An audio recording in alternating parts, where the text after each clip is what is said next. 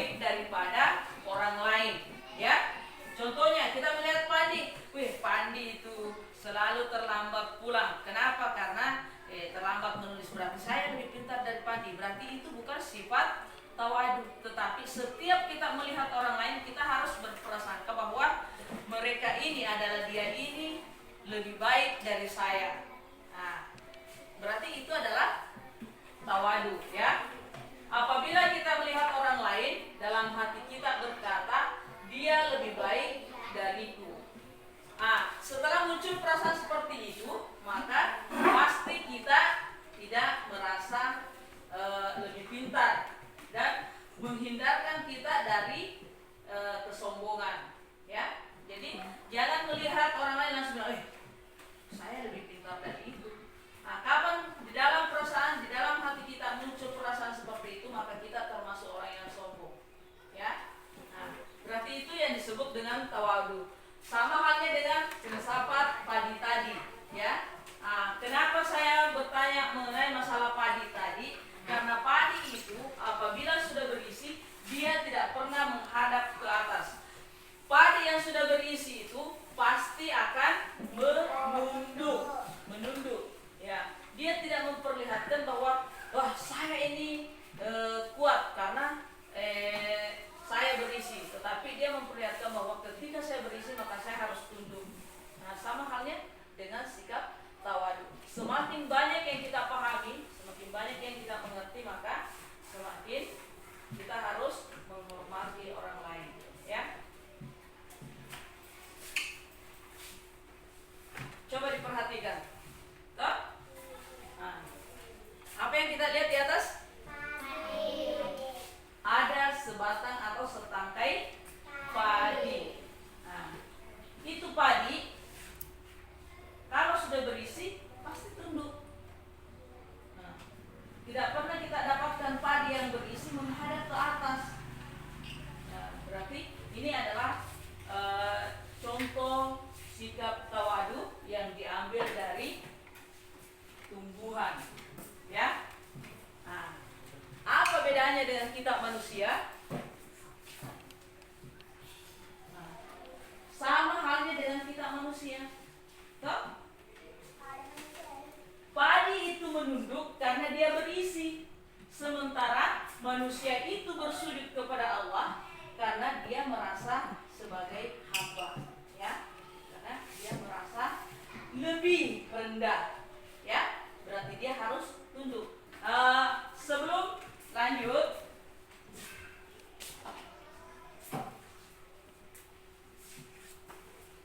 saya bagikan dulu ya materinya. Setiap kelompok coba dibaca dulu. Setelah ditulis, dibaca materinya tentang tawadu, ya. Yang mau ditulis di situ adalah apa yang dimaksud dengan tawadu. Berarti ada dalam bacaan, ya.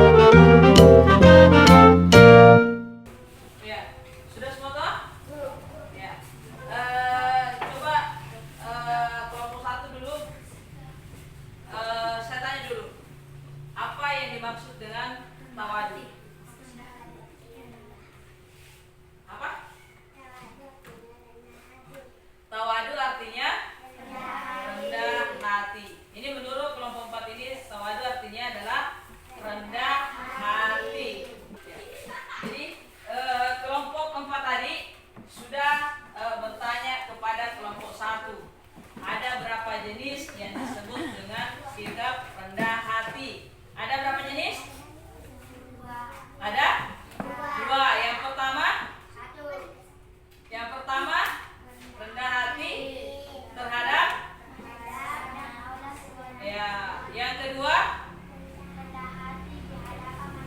ya, rendah hati kepada sesama ya. Ya, saya kira dari materi yang sempat dibaca tadi kita dapat melihat bahwa rendah hati itu ada dua, di hadapan Allah dan kepada sesama manusia.